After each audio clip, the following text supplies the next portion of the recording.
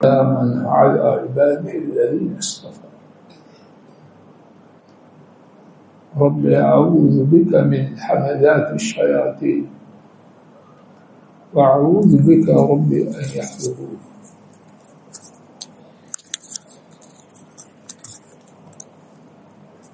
أعوذ بالله السميع العليم من الشيطان الرجيم من حمزه ونفخه ونفسه.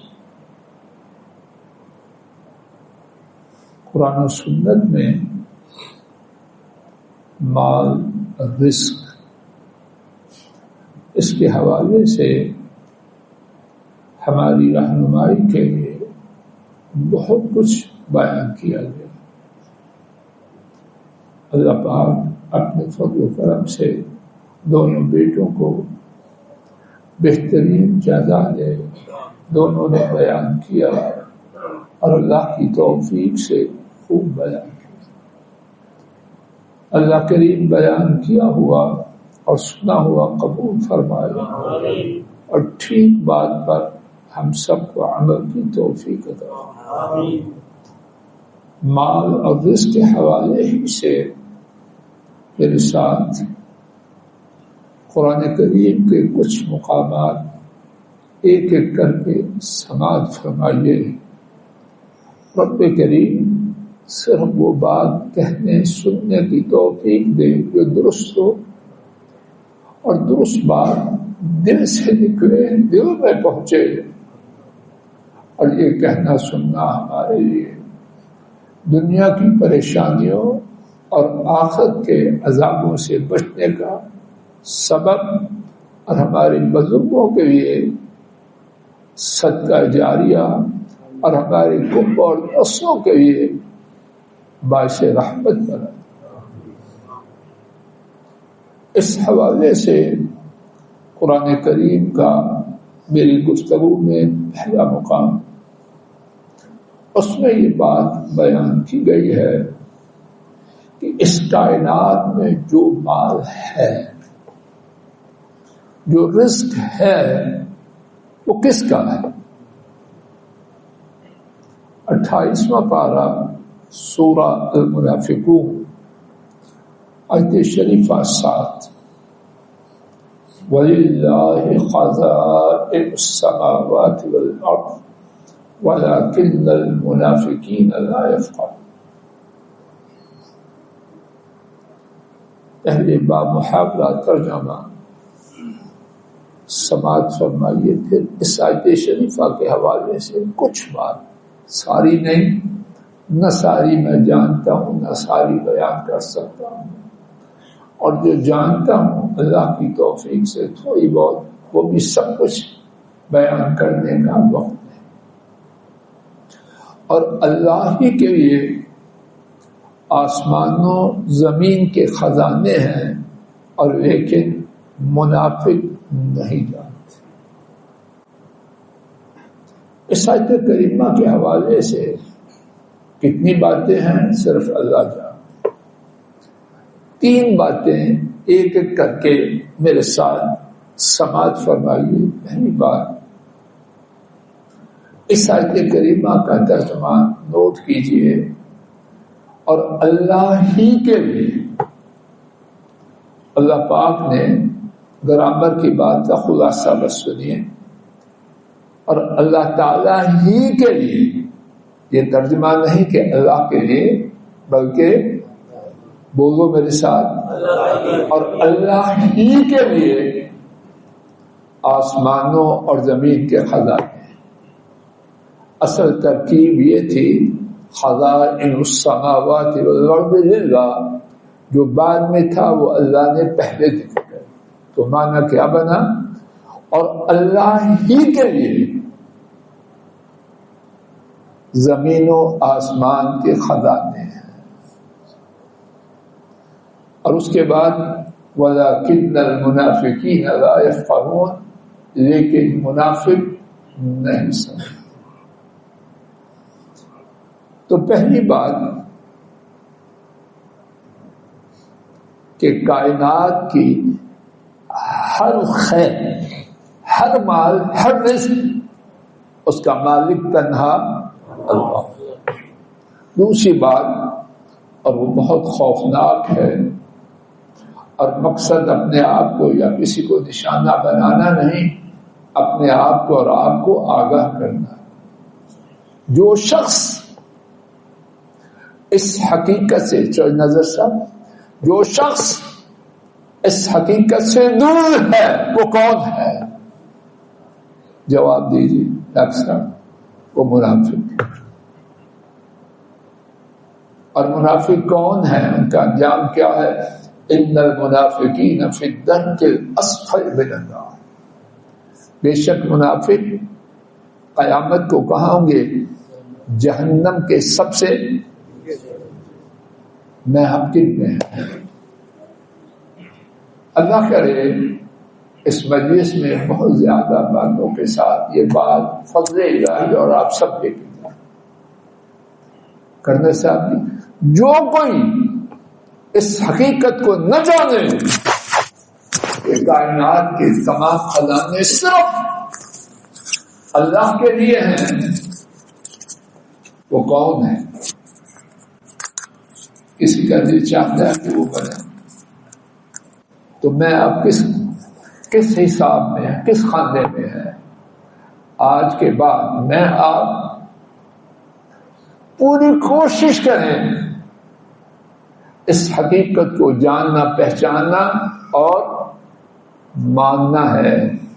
اللہ کے سوا کسی کے ہاتھ میں، شو روم میں، فیکٹری میں، کھیت میں، اولاد میں ماننا. تیسری بات،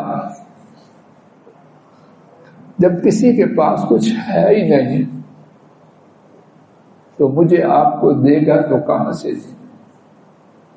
عربی میں ایک ضرب المثل ہے، الجود من الموجود.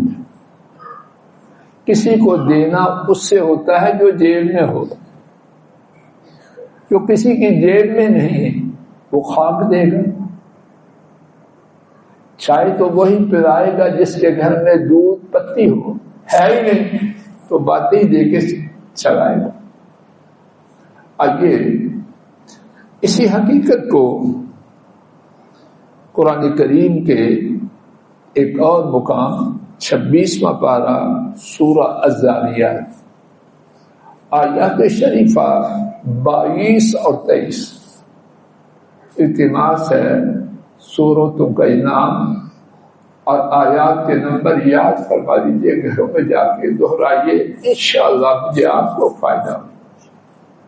سورہ الذاریات آیت شریفہ 22 اور 23 فرمایا وَفِي السَّمَاءِ رِزْقُكُمْ وَمَا تُوعَدُونَ. ترجمہ پوری توجہ سے سماعت فرمانے کی التجا ہے. اور آسمان ہی میں، میرے ساتھ بولو ڈاکٹر صاحب اونچی آواز سے، آسمان ہی میں. مغل صاحب آپ کا نونی بندے ہیں، جب ہی کہا تو کسی اور کی گنجائش چھوڑی. اسی نے یہ جرم کیا تو کسی اور کی گنجائش ہے. وَفِي السَّمَاءِ رِزْقُكُمْ، اور آسمان ہی میں تمہارا سارا رزق. اور رزقکم گرامر کی بات مفرد مضاف، تو ترجمہ کیا ہوگا؟ میرے ساتھ سمجھیے اور بولیے. اور آسمان ہی میں تمہارا نہیں راسا سارا رزق، کوئی گنجائش چھوڑی. وما توعدون، اور جس چیز کا تم سے وعدہ کیا جاتا ہے وہ صرف کہاں ہے؟ اب دیکھیے رب العالمین کی رحمت کہ یہ بات میرے آپ کے اور انسانیت کے دلوں میں اتارنے کے لیے اللہ پاک نے بات کہاں تک فرمائی. فَوَرَبِّ السَّمَاءِ وَالْأَرْضِ إِنَّهُ لَحَقٌّ مِثْلَ مَا أَنَّكُمْ تَنطِقُونَ. سو آسمان اور زمین کے رب کی قسم، اللہ اکبر، اگر میں نہ مانوں تو میری کھوپڑی پھٹے گی باقی نہیں۔ جو اللہ کی بات قسم کھا کے فرمائے پھر اس میں شک و شبہ کرے، اس کو زمین پر چلنے کا حق ہے یا زمین کے اندر بڑھ جائے؟ جواب نہیں دیتے۔ میں آپ کدھر جا رہے؟ بڑے سیانے، بڑے ایجوکیٹڈ، فورب السماء والارض، سو آسمان اور زمین کے رب کی قسم، انہ لحق، یقیناً وہ یقیناً حق ہے۔ کتنا حق ہے؟ مثل ما انکم تنطقون، اتنا حق ہے جتنا یہ حق ہے کہ تم بول رہے ہو۔ فضل الہی بول رہا ہے، مجھے اپنے بولنے کے بارے میں شک و شبہ ہے۔ کتنے فیصد؟ رائی فیصد کوئی شک کرتا ہے کہ میں بول رہا ہوں کہ اب دوبارہ پلٹیے، شاید اللہ مجھے آپ کو یہ بات دل میں اتارنے کی توفیق۔ ان دو آیات کریمہ میں پہلی بات، آسمان ہمارا سارا رزق، پہلی بات کہاں سے ہے؟ صرف آسمان سے۔ دوسری بات، اللہ پاک نے اس بات کی حقانیت کے لیے قسم کھائی۔ تیسری بات، اللہ پاک نے فرمایا ان، یقیناً، ہو، اس کو عربی میں کہتے ہیں ضمیر الشان۔ اس کا معنی یہ ہوتا ہے سننے والے ہوش کر، جو بات بیان کی جا رہی ہے وہ بڑی شان والی۔ چوتھی بات، لحق، لام کا معنی یقیناً۔ پانچویں بات، کتنی حق ہے؟ جس طرح تیرا بولنا حق اور سچ ہے، اسی طرح میں رب العالمین کہہ رہا ہوں کہ میری بات سچ ہے۔ چھٹی بات، گرامر کی بات ہے لیکن نتیجہ سنتے جائیں۔ عربی میں سینٹینسز، جملے، ان کی دو قسمیں ہیں، ایک اسمیہ، ایک فعلیہ۔ یہ کون سا جملہ ہے؟ اسمیہ۔ ساری بات کا خلاصہ کیا ہے؟ جس بات کو اس طرح بیان کیا جائے وہ بات دائمی حقیقت ہوتی ہے، عارضی نہیں ہوتی۔ بات سمجھ آ رہی؟ یہ بات کہ تمہارا سارا رزق صرف آسمان میں ہے، آج کے زمانے کے لیے ہے یا بابا آدم کے زمانے کے لیے، کب ہے؟ ہمیشہ سے ہے۔ تو کیا بات ان آیات سے معلوم ہو رہی ہے کہ ہر قسم کا رزق، میرے ساتھ نور سے جواب دینا، کس کے ہاتھ میں ہے؟ دوسری بات، اللہ کے سوا کوئی اس کائنات میں رائی برابر کا مالک نہیں۔ اس کا کوئی مالک ہے؟ کسی کے پاس کھجور ہے، روزے کے لیے رکھی ہو جیب میں، دو، ایک کھجور دے دیں، ذمہ داری دینا۔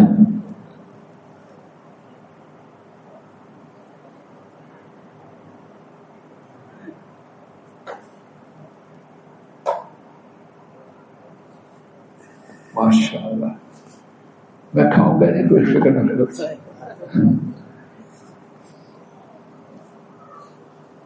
سورہ فاتر 22واں پارہ، آیت شریفہ 13، والذین تدعون من دونہ ما یملکون من قطمیر، وہ لوگ جن کو تم اللہ کے سوا پکارتے ہو وہ نہیں مالک کس کے؟ کہ کھجور دیکھیے،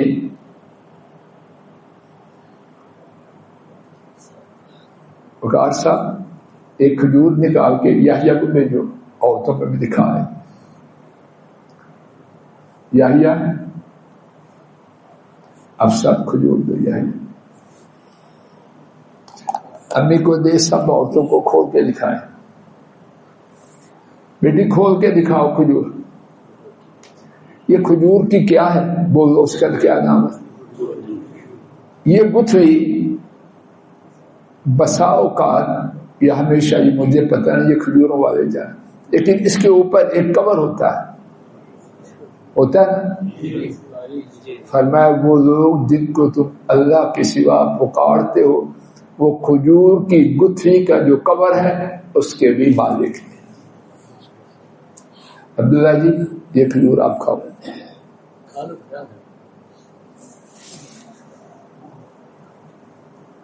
جب کوئی بیٹی کھول کے کھجور کی گتھری پر جو کور ہے وہ دکھاؤ. جب اللہ کے سوا پوری کائنات میں اس کھجور کی گتھری کے کور اس کی قیمت کتنی ہے؟ ایڈوکیٹ صاحب کروڑ روپیہ ہے یا 2 کروڑ ہے؟ ایک پائپنگ کوئی ہے خریدا؟ عبدالمیر صاحب کوئی کائنات میں اللہ کے سوا اس گتھری کی کھجور کے کور کا بھی مالک نہیں. تو جب مالک نہیں عقل کے اندر کدھر جانا؟ تیسری آیت کریمہ ہمارے سبق کی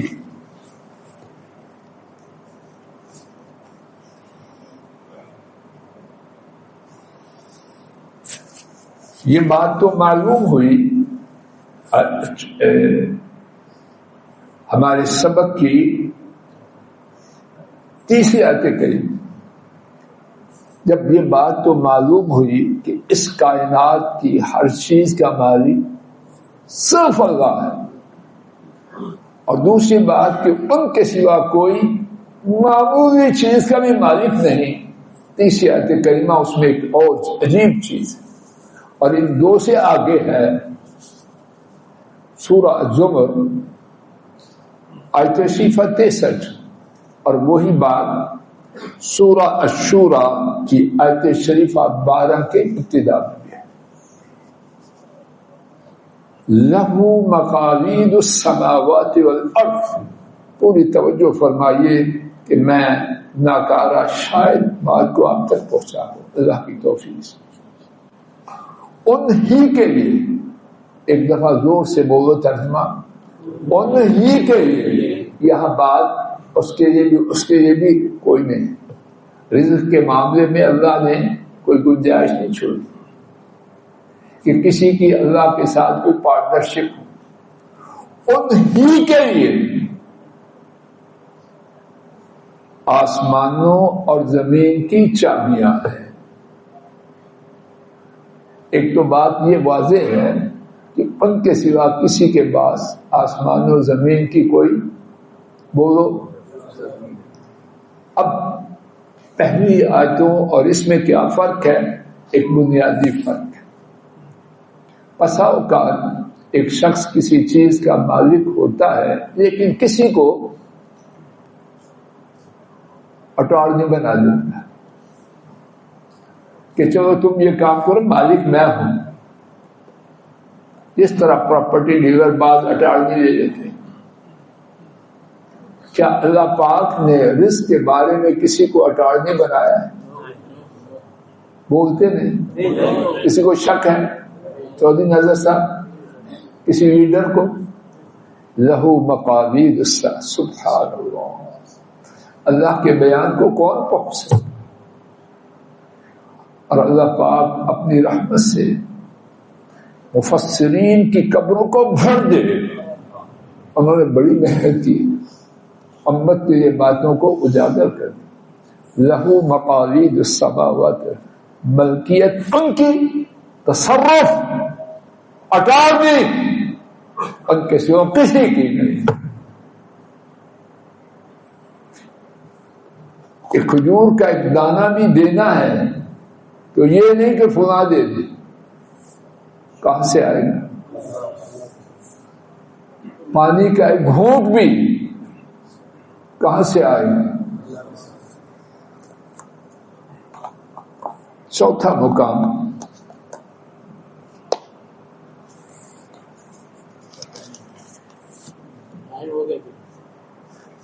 وقت ہو چکا، یہیں پہ بات کو روکتے ہیں.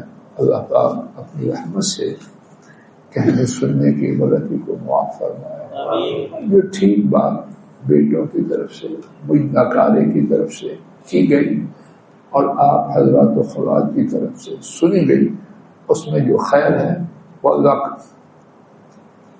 اس میں جو خیر ہے وہ اللہ قبول فرما لے، اور اس پر عمل کرنا، اس کے مطابق زندگی کا بسر کرنا ہم سب کے لیے آسان ہے.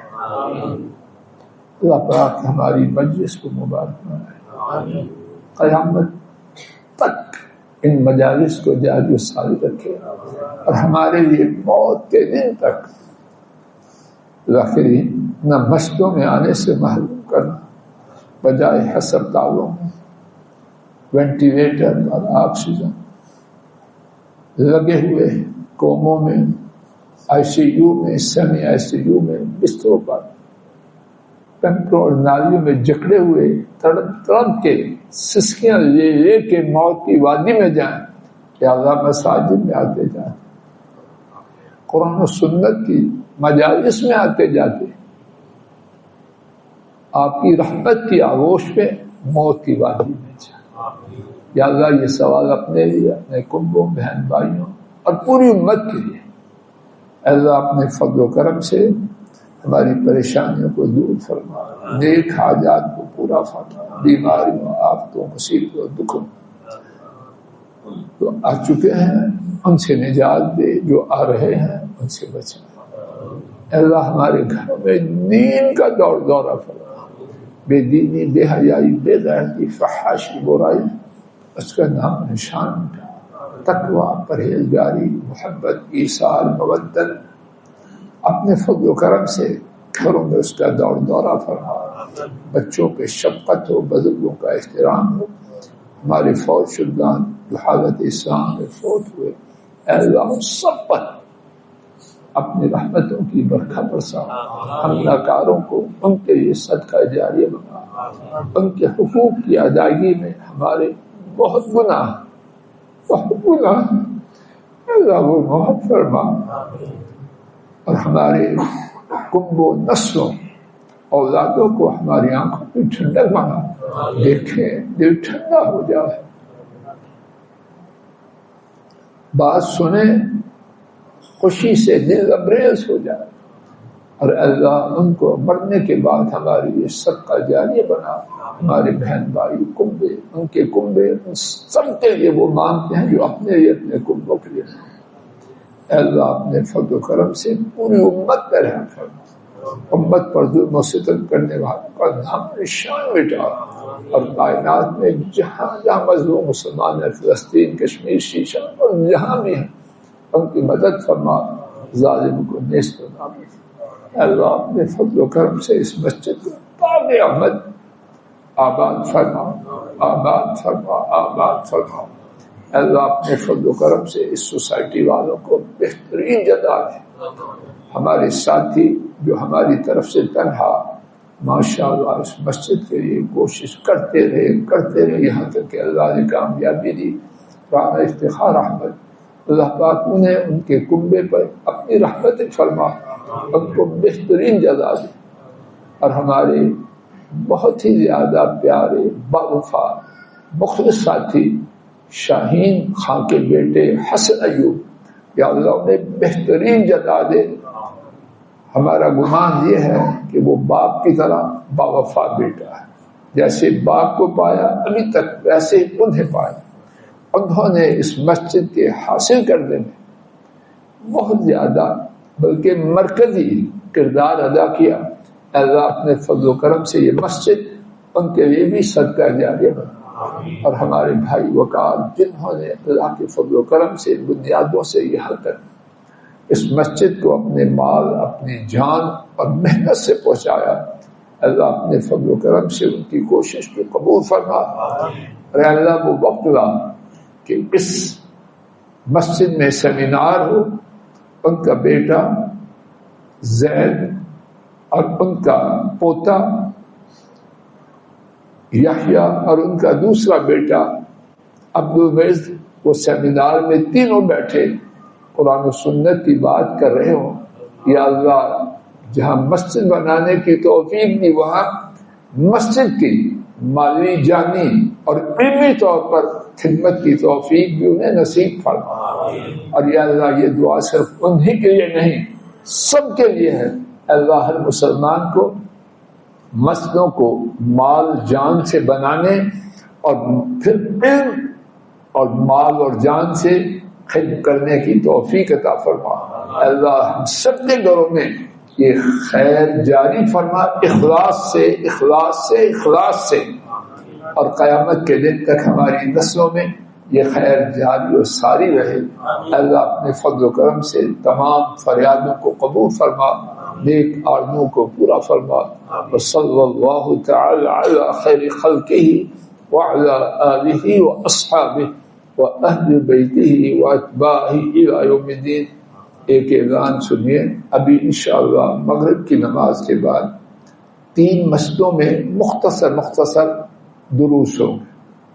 جامع مسجد ایوب اہل حدیث میں ڈاکٹر حافظ سجادی راہی، جامع مسجد ابو ہریرہ رضی اللہ عنہ اہل حدیث میں ابھی حافظ حمادی راہی، اور مسجد ام سلمہ فیصل ٹاؤن میں انشاءاللہ ابھی مغرب کی نماز کے بعد تینوں مساجد میں مختصر کم و بیش 10 منٹ کے لیے 10 منٹ کے لیے دروس ہوں گے.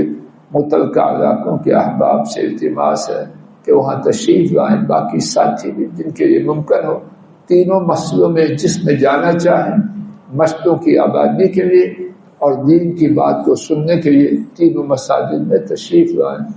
وصلی اللہ تعالی علی خیر خلقہ وعلی آلہ واصحابہ واہل بیتہ واتباعہ الی یوم الدین. تشریف رکھیے تھوڑی دیر کے لیے.